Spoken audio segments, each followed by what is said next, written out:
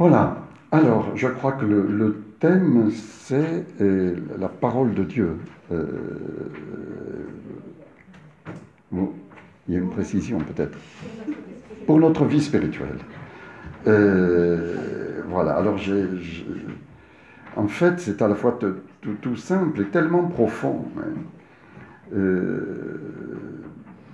Parce que, pour nous, quand on est catéchiste, évidemment, on voudrait, catéchisme, ça veut dire faire écho, cat et kein, catéchèse.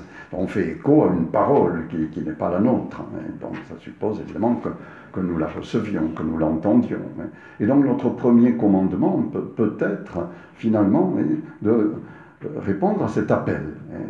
Pour notre vie spirituelle, la parole, en fait, c'est un appel. C'est pas une parole déclarative, c'est une parole qui s'adresse à quelqu'un, c'est une parole qui nous introduit dans un dialogue. C'est tout simple, mais c'est parfaitement original. Dans aucune religion, vous n'avez un Dieu qui s'approche comme ça, et qui vient nous chatouiller les oreilles, et qui nous dit « Aoudi Israël, Shema Israël, écoute Israël ». Donc, vous inviter dans un premier temps, mais à accueillir cet appel. Écoute. Écoute parce que je parle, parce que je suis un Dieu qui parle. Et l'expérience que nous faisons nous-mêmes et dont nous voulons nous faire l'écho auprès des enfants ou des adultes qui nous sont confiés, c'est d'une parole qui vient d'ailleurs.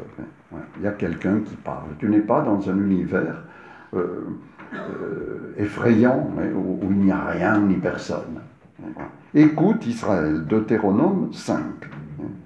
Les lois et les coutumes que je prononce à vos oreilles, apprenez-les et gardez-les pour les mettre en pratique. C'est fantastique de découvrir que nous avons quelqu'un qui nous parle. Et d'ailleurs, pour un peu plus loin, pour le peuple d'Israël, c'est quelque chose de terrible. Parce qu'il se dit, mais c'est trop fort pour nous, parce que la parole se fait entendre au milieu de coups de tonnerre, de tremblements de terre, d'éclairs, phénomènes effrayants, et ils ont peur de mourir avec tout ça. Pourquoi maintenant devrions-nous mourir si ce grand feu allait nous consumer, ou si, entendant encore la voix du Seigneur notre Dieu, nous allions périr? Est-il en effet, et voilà l'étonnement émerveillé, et du même chapitre au verset 25, est-il en effet, ou 26, un être de chair qui puisse rester en vie après avoir entendu comme nous la voix du Dieu vivant parlant du milieu du feu. Toi, approche. Et il s'adresse à Moïse. Le peuple dit à Moïse, écoute, vas-y, toi. Toi, approche. Pour entendre tout ce que dira le Seigneur notre Dieu, puisque tu nous répéteras ce que le Seigneur notre Dieu t'aura dit, nous l'écouterons et le mettrons en pratique. Voilà l'alliance initiale. Il y a quelqu'un qui parle et il y a un peuple qui écoute. Parce que ça fait longtemps qu'il attend, notre Dieu, qu'il y ait quelqu'un qui l'écoute. Il parle dès le début. Et il a parlé à nos premiers parents, déjà leur traçant un chemin. Alors nous qui sommes montés à l'envers par le démon, qui défait la création, évidemment, nous comprenons que s'il nous trace un chemin, ça veut dire qu'il nous empêche d'aller là où nous voudrions aller, en dehors du chemin. Ce qui est idiot de vouloir aller en dehors du chemin, on n'ira nulle part. Mais puisqu'on nous trace un chemin, monter à l'envers, nous dire « Ah, et moi qui voudrais aller dans le précipice, pourquoi je ne peux pas ?» C'est stupide. Évidemment, vous dites à votre enfant « Ne mets pas ta main au feu », évidemment, il a envie de mettre sa main au feu. Voilà. Alors que vous lui ouvrez, au contraire, tout le champ des possibles. En dehors du feu, tu peux mettre ta main partout. Mais lui, il voit, il y a un arbre dont tu ne dois pas manger le fruit. Alors le Seigneur vous a dit, vous ne mangerez pas de tous les arbres, pas de tous, d'un. Mais, ça y est, on se fait monter les blancs en neige, et ça fait une grosse montagne insurmontable. Mais c'est comme ça tout le temps, depuis le début. Et alors, bon, ça y est, catastrophe, évidemment. Le seul arbre auquel il ne fallait pas toucher, il y en avait des milliers, mais ils y ont touché. Et qu'est-ce qu'ils font? Voilà. Le péché n'est pas tellement d'avoir mangé le fruit de l'arbre. Le péché, c'est ce qui se passe après. C'est ça qui est terrible. Quand ils entendent les pas de Dieu qui vient dans la brise du soir se promener dans le jardin, ils entendent. Et puis, ils entendent la parole. Adam, où es-tu? Je me suis caché. J'ai eu peur et je me suis caché. Voilà le péché, voyez. Il aurait suffi qu'il se jette dans ses bras. Et c'était fait. Comme dit la petite Thérèse, quand j'ai cassé une potiche, je ne me hâte pas de mettre les morceaux sous le lit. Non, j'attends que mon père rentre et puis je me jette à son cou. Et il ne peut que me pardonner. Voyez. Le jubilé de la miséricorde, c'est ça. Arrête de cacher les morceaux sous le lit. Jette-toi dans les bras de ton Dieu. Voilà. Il te cherche. Adam, où es-tu? Et tout au long de la Bible, vous entendez ce cri. Écoute, Israël. Et voilà. Notre Dieu est un Dieu qui parle et qui nous cherche. Mais donc, au début, on a peur. Donc, on a peur, on se cache, ou on a peur, on envoie Moïse pour qu'il nous répète. Voilà. C'est trop. C'est trop. Et c'est vrai. On n'imagine pas. Et pourtant, c'est ça qu'il nous offre. J'ai essayé de vous montrer dans ce petit temps ce soir, que vraiment il vient à notre rencontre. Donc il ne se fatigue pas, comme nous dit le pape, c'est nous qui nous fatiguons de demander pardon, on pourrait dire en général, qui nous fatiguons d'écouter notre Dieu. Lui ne se fatigue pas de nous parler. Et en effet, dès la Genèse, il nous parle ce matin, le prédicateur du rosaire, disait, quel est le premier commandement?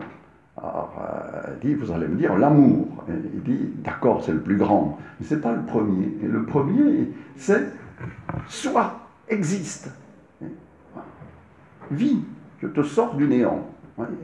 C'est de répondre à un appel à la vie, dès le début. Voyez, donc, quand nous nous mettons en prière, nous allons vraiment vers quelqu'un qui nous attend. Lui, il est là. Nous, on ne sait pas trop, mais lui, il y est.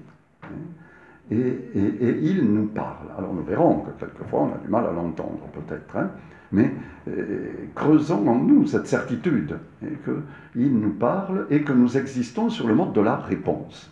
Vous voyez, ce n'est pas nous qui nous mettons en recherche, qui allons... Non, il est là depuis longtemps et depuis les origines. Adam, où es-tu? Ah, te voilà enfin. Vous connaissez peut-être ce sketch de Raymond DeVos, qui passe devant une église déserte. Alors, il fait le commentaire du titre du livre d'André Frossard, « Dieu existe, je l'ai rencontré ». Il dit, ben, moi, ce qui m'étonne, c'est que quelqu'un l'ait rencontré avant moi, dit-il. Moi, je l'ai rencontré le jour où je passais devant une église, vide évidemment, comme d'habitude, et puis j'entends quelqu'un qui parle. Et alors, il rentre là, et puis qu'est-ce qu'il entend? Il dit, mais homme, si tu existes, j'attends un signe de toi. Je dis, mais mon Dieu, mais puisque c'est vous qui l'avez créé, oui, mais ça fait si longtemps que je n'en vois plus un dans mon église que je me demandais si ce n'était pas une vue de l'esprit. Ah, vous voilà rassuré, mon Dieu, voilà rassuré, mon Dieu. Vous pouvez dire, alors il dit, voilà, l'homme existe, je l'ai rencontré. C'est vraiment, vous voyez, un dialogue. C'est lui qui nous attend, c'est lui qui nous interroge. Et nous voyons très bien que dans si nous nous mettons un peu à l'écoute de ce Dieu, nous nous posons et nous commençons véritablement à exister. Nous sortons de cette agitation, de ces préoccupations, voilà, se poser pour écouter.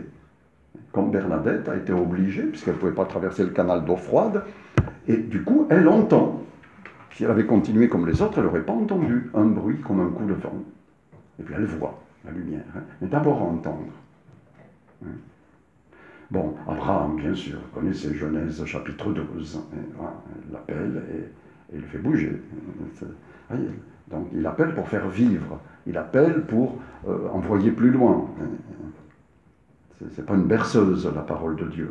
C'est vraiment un appel qui relève, qui fait vivre. Moïse, qui lui, ça y est, a trouvé son trou, s'est fabriqué une existence un peu tranquille. Au début, quand il était jeune, à la pointe de l'épée, il aurait voulu libérer le peuple d'Israël, esclave en Égypte. Il a eu peur de Pharaon, qui a découvert qu'il avait tué un Égyptien. Il s'est échappé et il a trouvé sa femme et les troupeaux. Il fait paître ses troupeaux dans le désert de Madian. Ça y est, voilà, il a trouvé son rythme. Et c'est là qu'un jour, il voit ce phénomène un peu étonnant d'un buisson qui brûle sans se consumer. Et le malheureux, il est trop curieux, il fait un détour. Et du coup, il entend. Moïse, Moïse. Et il répond. Il aurait pu encore ne pas répondre, faire semblant de ne pas entendre. Non. Me voici, alors ce me voici, vous l'avez, et inéni en hébreu, et voilà, tout au long de la Bible. Et, voilà. Et vous aussi, c'est pareil. Ou bien vous voulez rester dans votre agitation intérieure et extérieure, ou dans votre désolation intérieure, ça peut arriver. Ou bien, voilà, vous écoutez le commandement. Voilà. Écoute, chemin. Écoute, Israël. Et du coup, si vous continuez, ben voilà, vous avancez dans une aventure. Il veut faire des vivants. Et Moïse, ça y est, il est parti. Me voici, comme Abraham. Et ça va le mener, donc le ramener en Égypte. Il avait oublié qu'il voulait, quand il était jeune, libérer Israël. Ben cette fois-ci, il n'a plus envie du tout. Mais voilà, c'est plus sur son envie, c'est sûr, en réponse à un appel. Le petit Samuel, petit Samuel. Et là, vous pouvez être surpris, évidemment, de temps en temps dans les groupes dont vous vous occupez comme petit enfant, mais a entendu la parole de Dieu, et que vous êtes un peu comme le prêtre Élie qu'il va trouver pour lui dire que tu m'as appelé. Je vois, bon, non, moi j'ai rien fait, j'ai rien dit, reste tranquille. Et puis finalement, au bout d'un temps, il lui dit, écoute, si tu entends encore, Samuel, Samuel, et tu diras, parle Seigneur, ton serviteur écoute. Il y a des petits enfants voilà, qui peuvent être choisis par le Seigneur pour entendre sa parole et vous la porter. Voilà, ça, il faut y être très attentif. La parole dans notre vie spirituelle, bon, elle est là dans l'écoute de ce que Dieu nous dit, mais il nous le dit aussi par les autres. Et par les plus petits, par les plus jeunes. Daniel, c'est un tout jeune qui va s'adresser aux anciens d'Israël qui sont en train de condamner à mort une femme innocente. Dieu a fait déjà de toi un ancien, lui disent-ils. Donc, voyez, la parole comme un appel, et bien sûr tous les prophètes. L'appel Isaïe, l'appel Jérémie, l'appel Ézéchiel, voilà. Et tout ce qu'on appelle les petits prophètes, parce que leurs textes sont courts dans la Bible, mais ils ne sont pas plus petits que les autres. Et voilà. Donc, ça c'est la première chose, je crois. Et la parole comme un appel. Voilà. Je suis en réponse à un appel.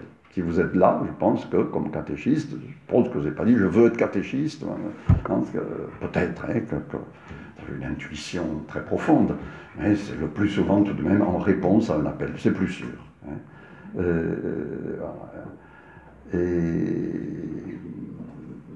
Et avec cet étonnement, comment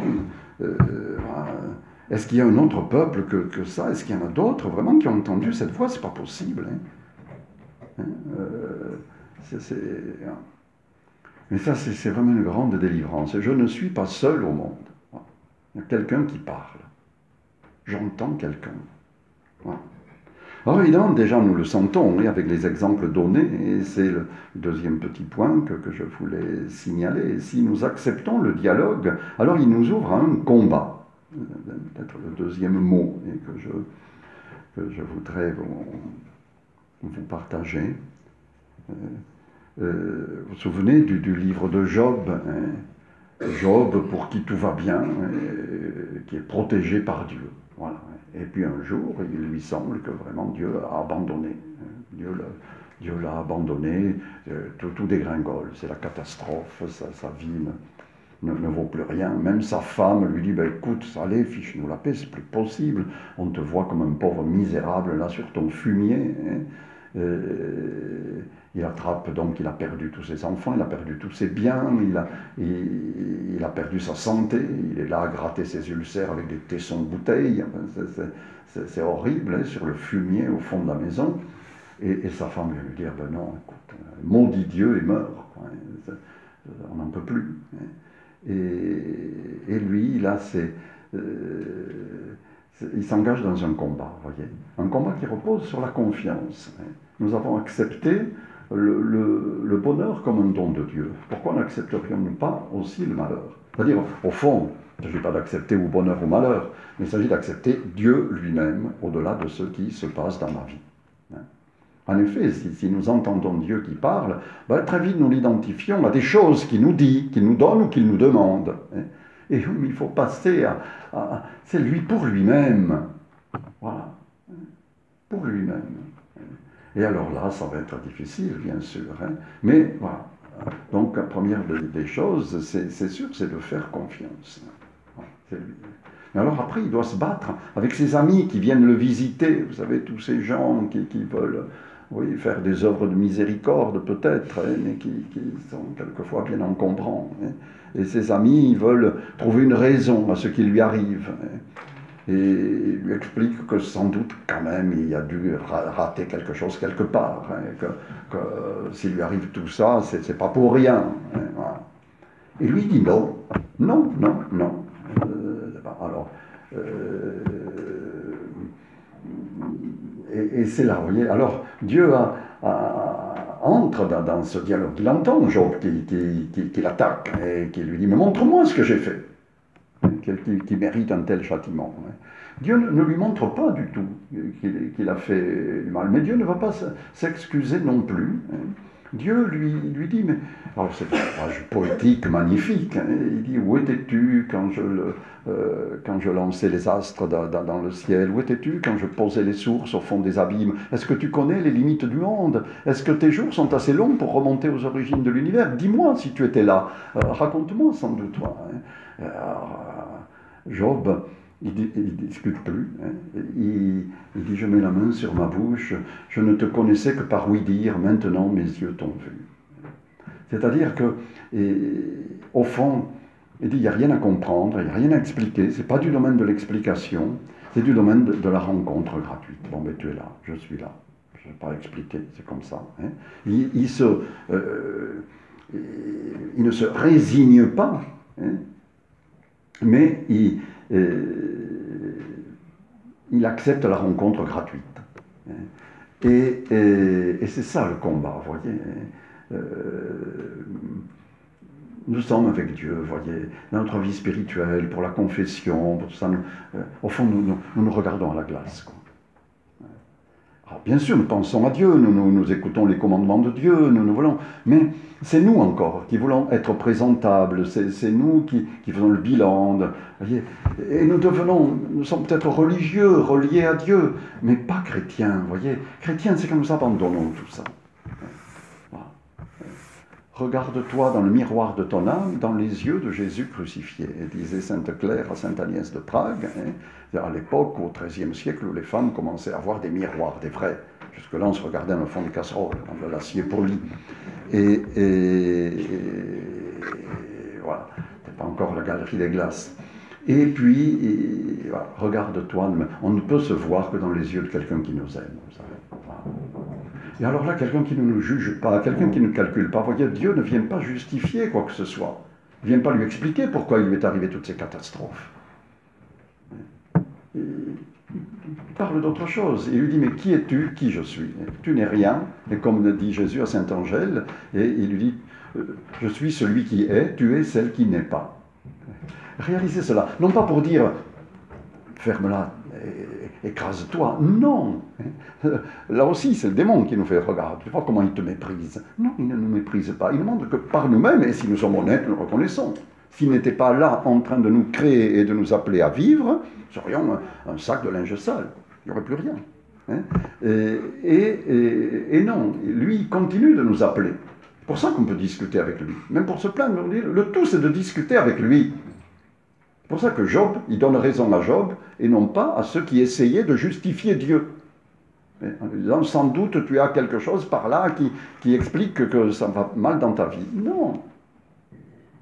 Il n'y a pas à le justifier. Donc Job a tort d'accuser Dieu, de lui en vouloir, hein, mais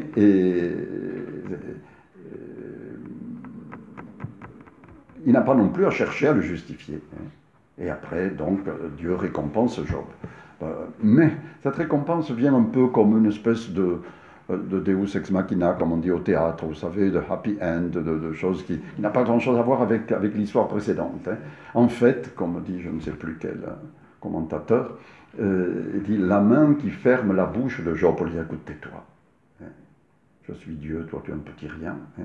La main qui ferme la bouche de Job, elle est trouée. Hein. C'est la main du crucifié. Voilà. Et la seule réponse, hein, elle est là, vous voyez. Et en effet, tout ce combat de l'Ancien Testament, hein, c'est d'arriver à trouver cette attitude, quoi. Parce que, bien sûr, pour les Juifs, mais comme pour nous tous, hein, le Dieu qui nous parle, ben, c'est un Dieu qui nous choisit, un Dieu qui donc ça doit nous servir à quelque chose. Hein. Alors, nous ne sommes peut-être pas trop matérialistes, encore que, quelquefois, tout de même, ça peut nous aider à faire que notre famille aille bien, qu'il y ait la santé, qu'il y ait le résultat au bac, qu'il y ait le permis de conduire, qu'il y ait... Bon. Et c'est pas interdit de lui demander tout ça, bien sûr. Hein. Mais si nous en restions là, ce serait encore païen. Les païens savent aussi demander ça à leur Dieu. S'ils n'ont pas des divinités, ils ont des tables tournantes. Et, bon, voilà. Et donc nous, ce serait une table tournante un peu supérieure. Quoi, hein. Donc bien sûr, nous sommes attendus ailleurs. Et nous sommes attendus dans cette gratuité de la rencontre. Nous sommes attendus dans cet amour qui ne se justifie pas. Hein. Donc nous avons le droit de tout demander, y compris les choses les plus matérielles, à condition de passer au stade final qui est de dire la prière de Jésus à Gethsémani. Vous savez, que ta volonté soit faite et pas la mienne. Hein? Ça reste mystérieux. Nous nous ouvrons sur un espace infini. Vous voyez, la prière est un combat. Hein? Parce que sinon, la parole, elle se recourbe sur nous-mêmes. Hein? Oui, j'entends, tu me parles, mais finalement... Voilà. Tu vas faire ce que je te dis. Quoi. Dieu est une force d'appoint de mon programme, de mon projet, même spirituel. Or, alors, tous les prophètes se battent pour faire avancer le peuple d'Israël sur ce chemin de la gratuité. Et ça se termine pas très bien parce que dans les derniers livres, comme le livre de Daniel, vous voyez, il reçoit un livre scellé. Qui va ouvrir ce livre? Vous voyez, la parole de Dieu, et puis il n'y a plus de prophètes. Les derniers prophètes meurent 300-400 ans avant Jésus-Christ. Hein. Il n'y a plus de prophètes, ça veut dire porte-parole, et pas simplement Madame Soleil qui prédit l'avenir. Il prédit l'avenir parce qu'il porte la parole de Dieu. Voulez-vous, aujourd'hui, nous pouvons dire que nos pays courent à la catastrophe en faisant ce qu'ils vivent. Bon, évidemment, pas besoin d'être Madame Soleil. Mais si vous portez la parole de Dieu, ben, c'est sûr. Donc on a retenu l'aspect un peu extérieur. Ils annoncent oui, la ruine de Jérusalem. Mais quand vous bâtissez sur l'égoïsme, sur la malhonnêteté, sur l'argent, etc., vous courez à la catastrophe. Hein. Bon, qu'entendre le pape, il est prophète, bien sûr. Donc, or, il n'y en a plus.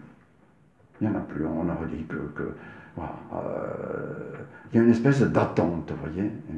Et ça, dans notre vie spirituelle aussi, donc on mène le combat, on arrive à sentir que quand même on ne peut pas en rester à cette espèce de donnant-donnant, d'échange. Bon, c'est lui, hein, et nous sentons qu'il faut attendre autre chose. Voilà. Et en effet, nous découvrons que finalement, hein, au-delà du combat, ce qui doit venir, et nous l'avons déjà expérimenté bien évidemment, hein, mais c'est ça qui doit être le point... culminant, hein, c'est que la parole reste toujours un don. Bon, hein.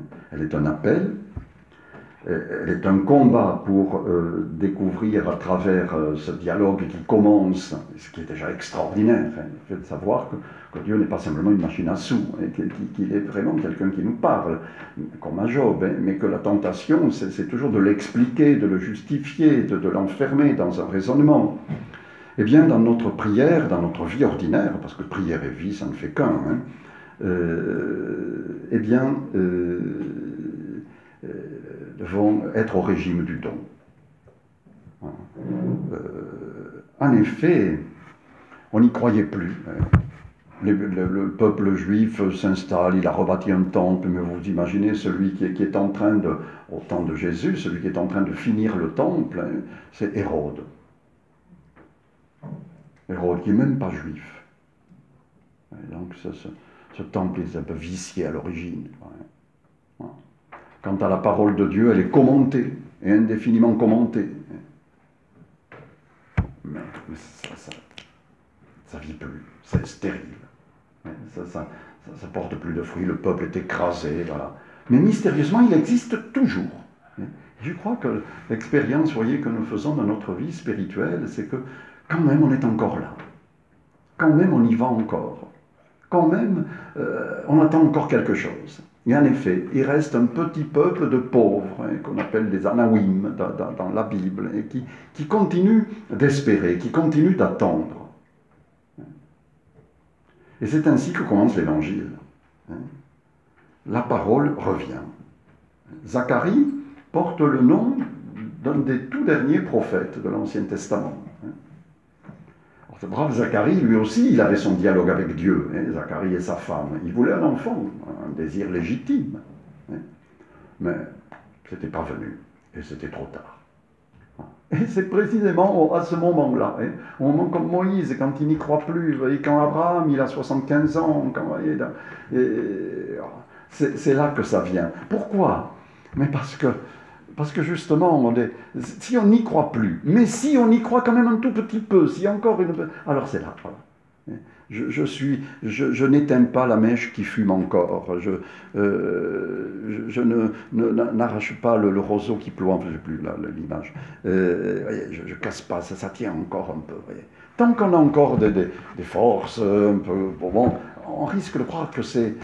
Ah ben, on est en bon dialogue avec Dieu. Tandis que maintenant, ça va être lui des deux côtés. Il est du côté de l'appel et du côté de la réponse. Ouais. Et c'est là qu'il veut nous conduire. Et c'est là que nous sommes toujours en marche vers ce Nouveau Testament. Il ne faut pas penser qu'on l'a écrit il y a 2000 ans et que donc c'est un vieux texte d'il y a 2000 ans. En fait, dans notre vie spirituelle, il est toujours devant nous. Nous ne sommes jamais à cette étape-là. Mais nous en sommes à la frontière. Nous passons d'une vie religieuse avec toujours un certain donnant-donnant à l'accueil de la parole comme un don inattendu. En fait, nous renvoie au départ. Dans le néant, nous n'attendions rien. Le premier appel a été un don. Mais tout de suite, nous l'avons marchandé. Il faut que nous soyons rendus à cette pure initiative de Dieu. Et donc, si nous continuons à aller à la prière, si nous continuons à lire la parole, si nous continuons à essayer d'écouter ce que Dieu nous dit, c'est parce que nous voulons nous laisser mener à cet endroit-là où vraiment nous sommes fatigués, usés, et pourtant, mystérieusement, nous attendons encore. Vous voyez, Zacharie continue d'offrir le sacrifice au temple. Mais il n'en attend plus rien. Mais quand même, je ne sais pas pourquoi, enfin, il continue d'y aller. Et c'est précisément à ce moment-là que ça y est. Et au moment où il a envie de dire à Dieu, comme Abraham, il dit, mais quand Dieu, au bout de 36 promesses répétées, il continue de lui dire, tu vas avoir Isaac. Alors, écoute, tu m'as donné Ismaël, ça suffit, je te remercie. N'insiste pas, je vois bien que c'est difficile, donc même pour Dieu. Il n'y croit plus. Et si, ce sera Isaac. Ah, tu n'as pas cru, mais tu seras muet. Alors, le pauvre Zacharie, il n'en peut rien. Et il représente cet Israël qui n'y croit plus, et qui est muet, il n'y a plus de prophète. Et il faudra que le bon Dieu aille trouver, je vous dis, il parle par les petits jeunes, cette petite jeune à laquelle personne jamais n'aurait pensé, au fond de la grotte de Nazareth. C'est elle qui va accueillir le retour de la parole, du logos, du verbe. Parce qu'elle, elle est silence. Si vous voulez, par curiosité, je ne sais pas si on l'a dans la bibliothèque, allez lire la vie de Jésus par le cardinal de Bérulle. C'est vraiment étonnant, il y a 250 pages. Il n'en est encore qu'à l'Annonciation. Il a des pages et des pages et des pages sur le silence de Marie. Extraordinaire, c'est magnifique. Mais c'est beau parce que ce qui est attendu de nous, c'est ça. Dans une hymne du Bréviaire, tu es le silence où la parole habite. Que voulez-vous que pour qu'il parle, il faut faire silence. Je me souviens d'un groupe de jeunes qui voulaient faire le chemin de croix, il fallait d'abord les convaincre d'enlever le Walkman. C'est pas possible. Il est plénitude, il faut qu'on soit creux. C'est pour ça qu'il aime les grottes. C'est creux. C'est pour ça qu'il aime les femmes, parce qu'elles sont creuses pour recevoir la semence. Et que toute notre Église, elle doit apprendre des femmes, non pas à parler comme je fais, mais à écouter, à recevoir. L'Église, elle est d'abord féminine. Le prêtre, c'est second. À l'intérieur de cette Église féminine, dont fait partie le prêtre, c'est tous les baptisés, mais sur le modèle de la femme, le Seigneur choisit quelques hommes pour représenter l'époux. mais ils ne font que représenter, tandis que l'attitude vraie, c'est celle d'écouter. Donc le prêtre est second, le sacerdoce ministériel est au service, comme le nom l'indique, ministériel, du sacerdoce commun, qui est le sacerdoce vrai, baptismal, de tous les chrétiens. Mais là aussi, monter à l'envers, dire, regarde celui-là, il est sur la tribune, il est à l'autel, et pourquoi j'y suis pas moi, et pourquoi discrimination.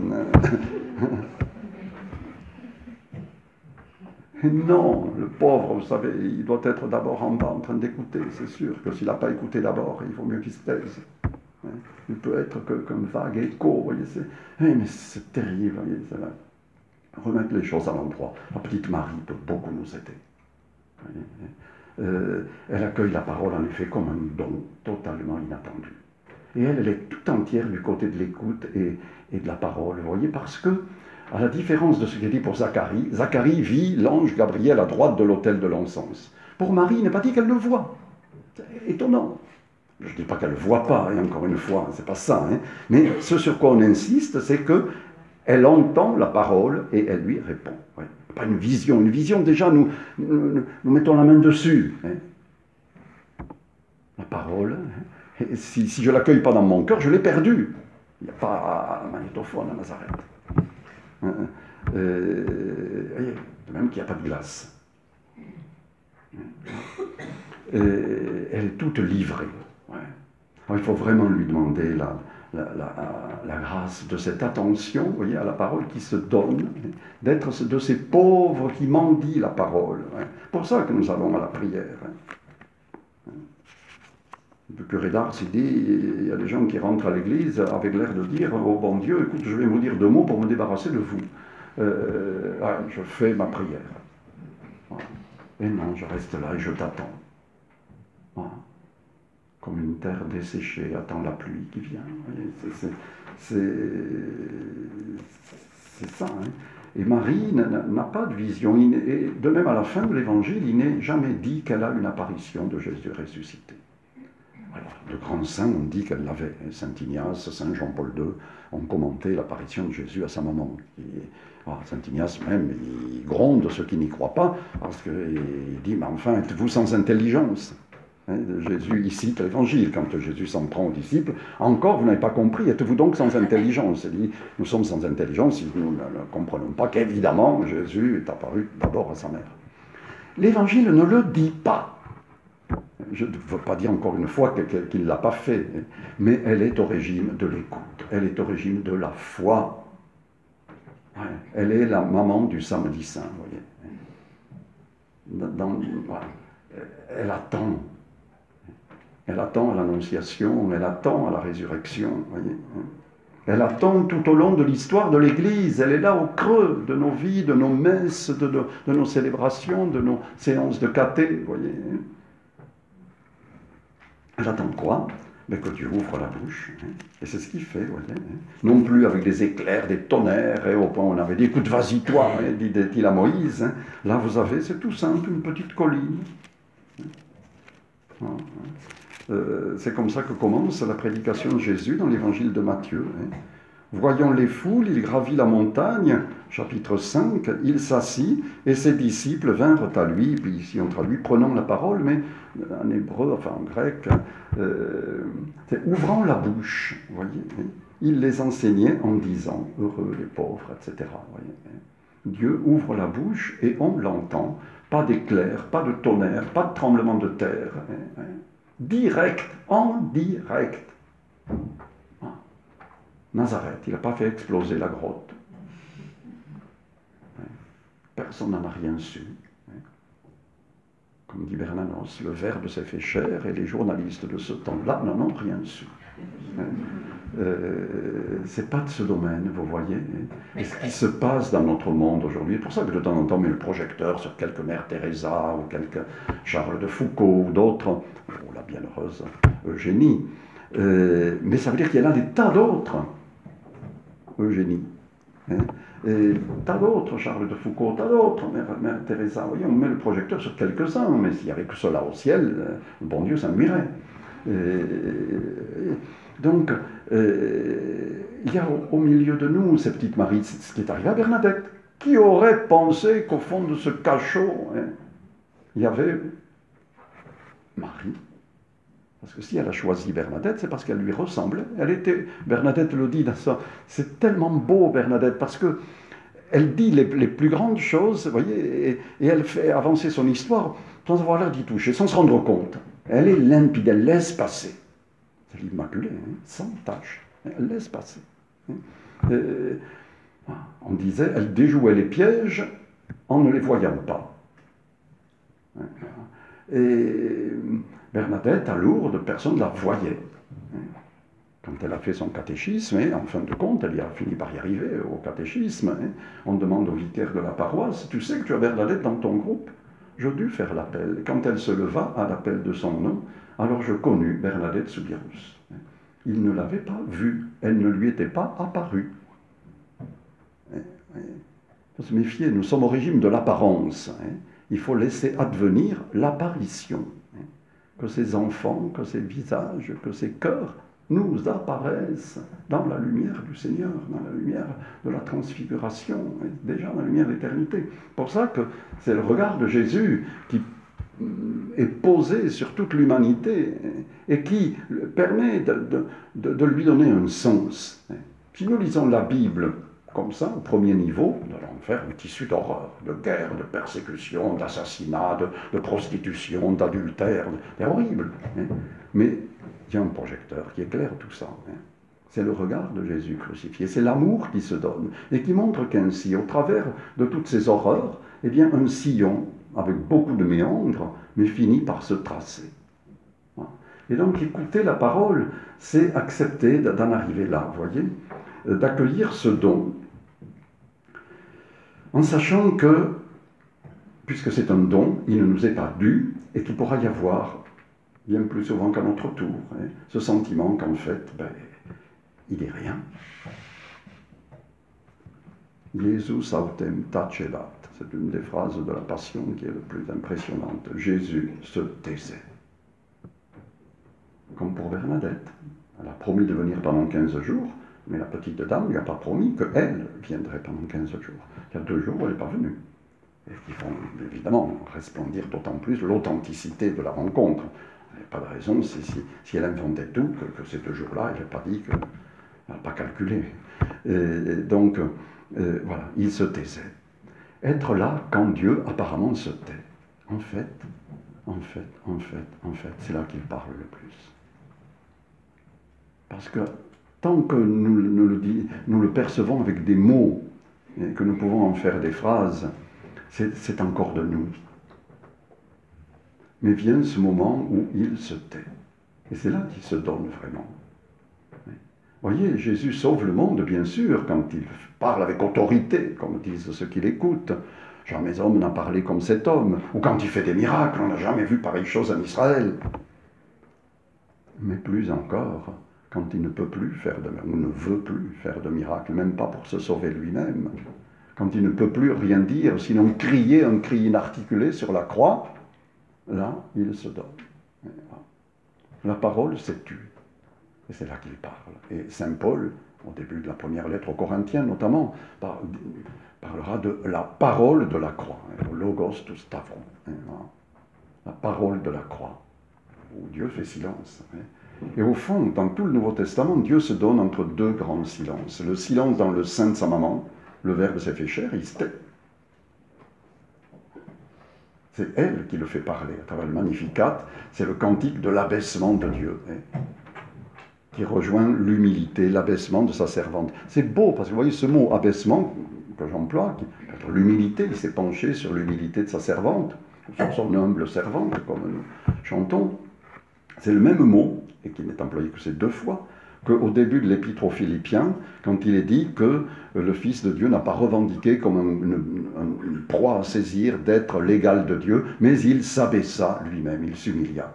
Là, c'est le verbe, dans le Magnificat, c'est le nom, c'est le même mot. L'humilité de Marie, c'est de la servante, c'est l'humilité du serviteur. Et c'est là que nous existons, vous voyez, ce Dieu qui s'est abaissé jusqu'à se taire. Eh bien, nous aussi, nous nous taisons dans le silence de l'écoute, et c'est là que la parole est ensemencée comme une graine, et qu'elle peut porter du fruit. Apparemment, il se tait, en fait, il se donne. Marie le porte, comme nous, vous savez.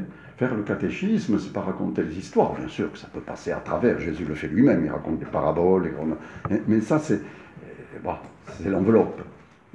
Mais la réalité, c'est la maman qui porte un enfant.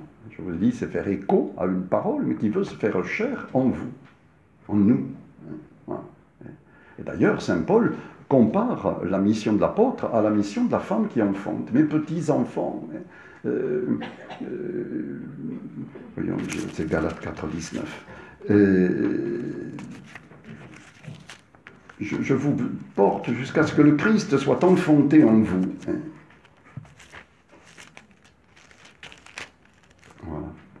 Mes petits-enfants, vous que j'enfante à nouveau dans la douleur jusqu'à ce que le Christ soit formé en vous. Voyez. La parole, à ce moment-là, vous l'enfantez dans la douleur. La douleur, ça vous devez comprendre de temps en temps. Mais, vous voyez, ces agacements, ces fatigues, ce sont des douleurs d'enfantement. Oh, peut-être que sur le moment, vous ne voyez pas trop les résultats. Mais il y a quelqu'un qui naît. À la croix, ni Marie ni Jésus ne voyaient trop les résultats. N'empêche que le monde nouveau a été enfanté là, dans ce silence de Jésus qui meurt, dans ce silence de Marie, qui n'en peut plus. Et du coup, la parole devient, c'est le dernier petit mot, et puis je m'arrête là, une mission. Elle nous est confiée. Voyez. Elle nous est confiée. Ces pauvres apôtres qui avaient fui, qui étaient claquemurés dans le cénacle, voilà qu'ils deviennent porte-parole. Ça y est, les portes s'ouvrent. Mais que voulez-vous, c'est l'Esprit qui le fait.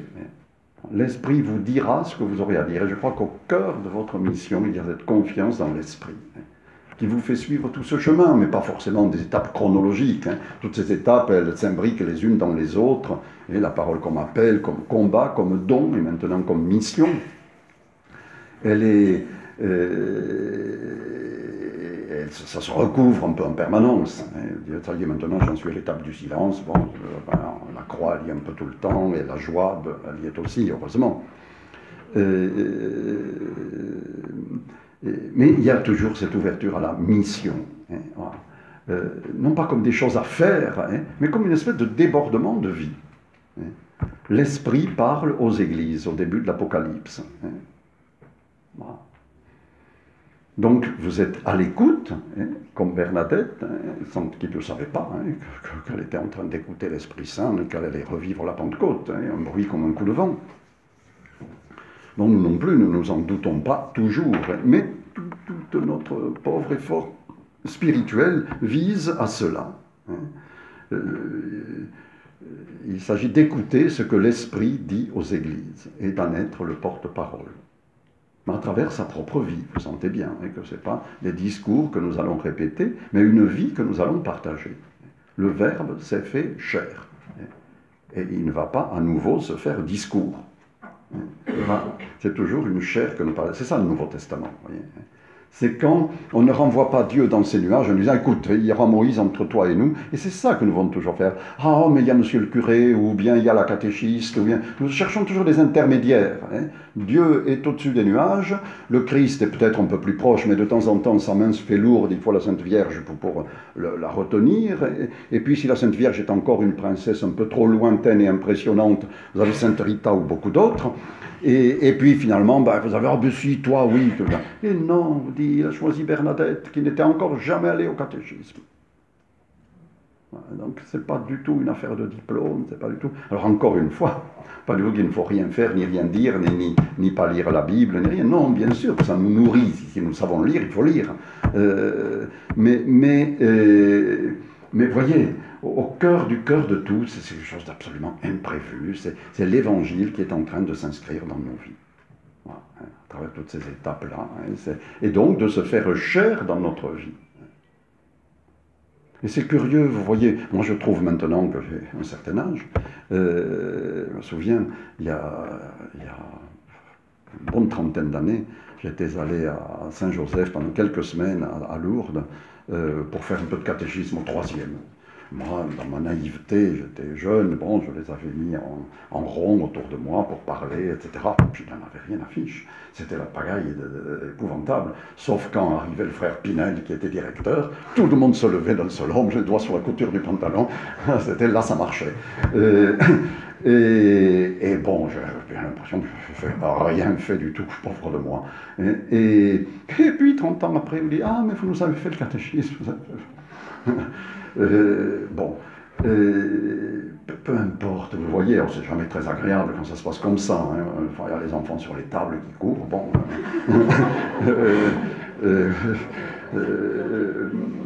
Mais, bon, le tout, hein, c'est que, voilà, vous savez, quand vous lisez la Bible, c'est ça, hein, ils n'écoutent pas davantage les Hébreux. Hein. Engeance le rebelle. Moi, les enfants, c'est pas des rebelles, ils sont excités, c'est tout. Ouais. Donc, la parole dans notre vie spirituelle, ben, elle est là, elle est sur ce chemin, mais elle aboutit à cette mission. Elle nous est confiée. Il est fou, hein. Petit embryon dans le sein d'une femme, il a échappé belle, et Hérode a failli déjà le tuer très vite, hein.